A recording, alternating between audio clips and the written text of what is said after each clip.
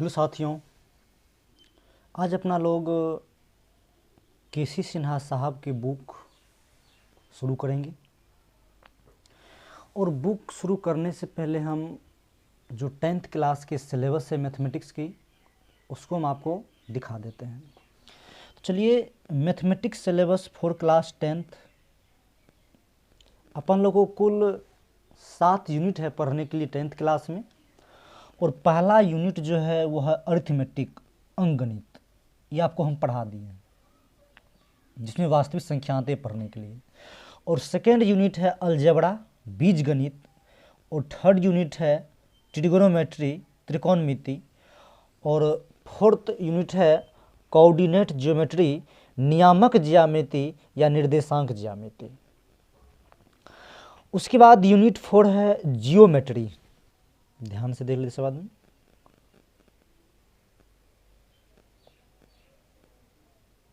उसके बाद देख लीजिए, यूनिट 4 है जियोमेट्री, ज्यामिति। और उसके बाद है यूनिट 6 मेंसुरेशन, क्षेत्रमिति।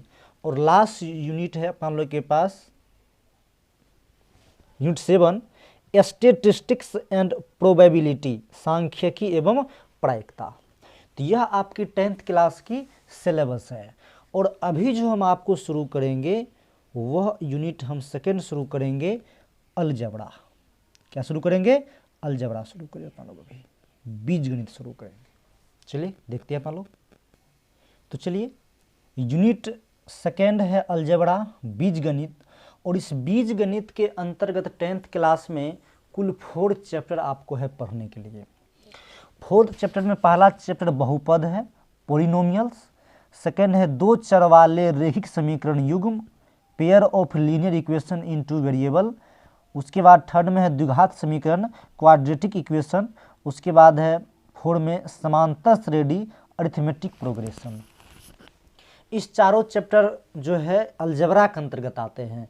तो अपना लोग अभी जो शुरू करेंगे वह बहुपद को शुरू करेंगे, फिर बारी बारी से सबको पढ़ेंगे। तो चलिए बहुपद को शुरू करते हैं। तो चलिए बहुपद अपन लोग शुरू करते हैं। देखिए, यह दूसरा चैप्टर 10वां क्लास का बहुपद, पोलिनोमियल्स। अब देखिए, बहुपद को समझने की लगभग 10-12 परिभाषाएं आपको समझने पड़ेंगे। उसके बाद आप बहुपद को आसान से समझ लीजिएगा। अब देखिए, यहाँ हमने बीजगणित लिखा है अलजेब्रा। अब देखिए, ये इस अलजेब्रा के अंतर्गत बहुपद आते हैं। आपको बताए थे जो अपन लोग को अलजेब्रा में 10वां क्लास में 4 चैप्टर पढ़ने के लिए, उसमें से पहला चैप्टर बहुपद है। तो सबसे पहले अपन लोग बीजगणित को थोड़ा समझ लेते हैं, तब आगे आप अपन लोग को समझने में ज़्यादा आसान होंगे। तो चलिए, सबसे पहले इसका डिफिनेशन जो है, जो गणित की वैसी शाखा जिसमें हम लोग संख्याओं के स्थान पर अक्षरों का प्रयोग करते हैं, उसे बीजगणित कहते हैं। समझ में नहीं आएगा? कोई बात नहीं। अब देखिए, यहाँ पर है गणित की वैसी शाखा, इसमें हम लोग संख्या के स्थान पर, देख लीजिए, संख्या का स्थान पर अक्षर का प्रयोग करेंगे। अब संख्या क्या होता है? 1 2 3 4 5 यही होते हैं। और अक्षर क्या होते हैं? X Y Z, alpha beta gamma, pi Y, मान के चलिए ओ बो सो, यही सब अक्षर होते हैं। मतलब संख्या को, मतलब संख्या का स्थान पर अक्षर को दे देंगे तो वही बीजगणित होगा। और बीजगणित से पहले आपको हम अंकगणित भी समझाए थे।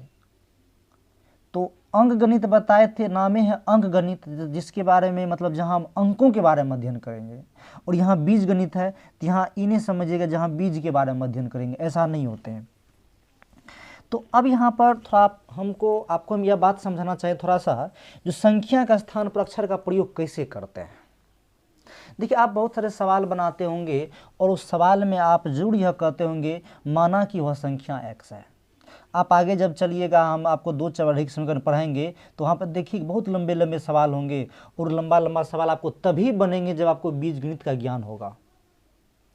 और बीजगणित का खोज होने के बाद सवाल को बनाना बहुत ही आसान हो गए। जब पहले अंकगणित की खोज हुई थी तो अंकगणित से सवाल को बनाना थोड़ा मुश्किल होते थे, कठिन कठिन सवाल नहीं बनते थे। तो जब से बीजगणित का खोज हो गई है तब से हम कोई भी कितनों से भारी सवाल हो बीजगणित के सहायता से उस सवाल को हम तुरंत मतलब सॉल्व कर सकते हैं। तो चलिए एक क्वेश्चन हम यहाँ पर आपको समझाते हैं, थोड़ा ध्यान से देखिए। जैसे हम एक क्वेश्चन लिख लिया यहाँ पर, जो 4 में कितना घटा दें कि आंसर 8 हो जाएगा। तो अब देखिए यहाँ पर ये तो सवाल आसान है, तो 4 में कितना घटा दें, तो हम मान लेते हैं यहाँ पर, मान लेंगे जो माना की संख्या x में से, मतलब माना की संख्या x है, यहाँ कर लेते हैं, माना की संख्या x में से मतलब 4 में कितना घटा दे, तो हम मान लेते हैं माना कि 4 में संख्या कितना घटा देंगे, x घटा देंगे। बात समझ रहे हैं ना। तो ध्यान दीजिए, हम माना कि संख्या यहाँ पर हम x मान लेते हैं, ठीक है। अब कहता है 4 में कितना घटा देते, मान लेते हैं 4 में उस संख्या में x घटा देते हैं। तो यहाँ पर देख लीजिए, हम 4 में उस संख्या क्या करते हैं, x घटाते तो हमको क्या मिल जाता है, 8 मिल जाता है।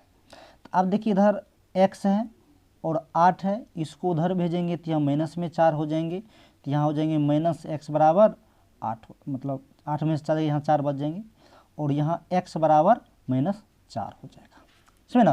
तो अब हम उस संख्या मतलब यहाँ जो लिखे हैं 4 -x माने थे, तो x के सामने क्या देंगे, देखिए -x तो है, -x तो है तो माइनस दिए, अब x का कितना -4, तो यहाँ -4 देंगे। बात समझ है ना। तो -4 देंगे तो बराबर कितने होते हैं, 8 होते हैं। तो कीजिए 4 अब माइनस में से कितना हो जाएगा, प्लस, तो आप देख लीजिए यहाँ पर 8 बराबर 8 हो गया ना। तो इसका मतलब है उस संख्या में कितना घटा देंगे, मतलब 4 हम घटा देंगे। बात समझे ना। तो संख्या का स्थान पर किसका प्रयोग किया अपन लोग, अक्षर का प्रयोग किए। बात समझ गए ना। तो यहाँ जो संख्या 4 था इसके स्थान पर किसका प्रयोग किए, अक्षर का प्रयोग किए। बात समझे कि नहीं समझे, समझे होंगे। अब ध्यान दीजिए,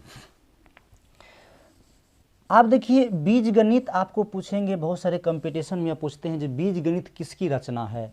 तो बीजगणित की रचना जो मतलब किए थे वो भास्कराचार्य द्वितीय ने किए थे। तो बीजगणित भास्कराचार्य द्वितीय की रचना है। आप ध्यान देते हैं। अब देखिए बीजगणित में हमेशा चर और अचर का प्रयोग हमेशा होते रहेगा, मतलब अलजबरा में वेरिएबल प्लस कांस्टेंट का प्रयोग हमेशा होते रहेंगे। आप कोई भी सवाल बनाएंगे तो उसमें चर अचर आते ही रहेंगे। अब देखिए ऐसा नहीं कभी समझिएगा जो मतलब जो हम डिफिनेशन दे दिए संख्या का स्थान पर अक्षर रहेगा और संख्या कभी रहेगा ही नहीं, संख्या भी रहेगा। मतलब संख्या मतलब चर और अचर दोनों चीज़ वहाँ पर आपको रहेंगे। बात समझे ना। तो जैसे देखिए हम आपको समझा दें, जैसे चर है अचर है। अब यहाँ पर देख लीजिए, चर वेरिएबल वैसी राशि जिसका मान हमेशा बदलते रहता है उसे चर कहते हैं। मतलब चर का मान हमेशा वेरी करते रहेगा, बदलते रहेगा, जैसे X Y Z A B C alpha beta gamma और 100, ये सब चर, इसका मान हमेशा चेंज होते रहेगा। बात समझे ना। अगला देख लीजिए क्या है, अगला है अचर नॉन वेरिएबल या इसे कांस्टेंट भी कहते हैं। तो वैसी राशि जिसका मान हमेशा नियत रहता है उसे अचर कहते हैं। जैसे 7 8। अब देखिए 7 को कोई बच्चा कभी 8 अगर हम यहाँ पर चैनों को बच्चा को बुला कर ले आएंगे, पाकिस्तानी के बच्चा को बुला कर ले आएंगे तो 7 को 7 ही पड़ेगा, 7 को 8 कभी नहीं पड़ेगा। तो 7 8 12 √2 0 पाए। देखिए पाए यहाँ पर अचर ही समझ, क्योंकि पाए का सन्निकट मान 22/7 होता है, वो फिक्स होता है। √0 9, ये सब अचर, ये सब कभी नहीं चेंज होते। बात समझ गए ना। ओके, धन्यवाद।